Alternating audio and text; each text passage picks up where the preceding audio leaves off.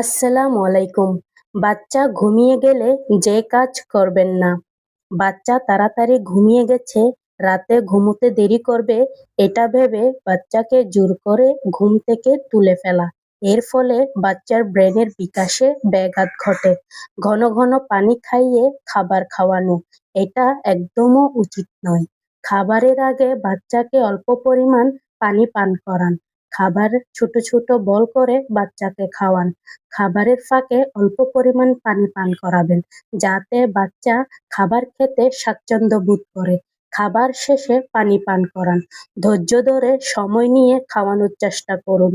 তাড়াহুড়াতে বেশি বেশি খাওয়াতে গিয়ে শ্বাসনালীতে আটকে যেতে পারে। আমাদের সামনে এমনও কেস এসেছে, অতিরিক্ত পরিমাণ খাওয়াতে গিয়ে বাচ্চার শ্বাসনালীতে খাবার আটকে বাচ্চার মৃত্যু ঘটেছে। তাই আপনাদের কাছে অনুরোধ করব, বাচ্চাদের ক্ষেত্রে একটু সতর্ক থাকা।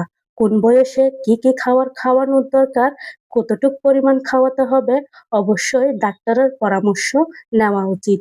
স্বাস্থ্য টিপস পেতে আমার এই চ্যানেলটি সাবস্ক্রাইব করে রাখুন। ধন্যবাদ।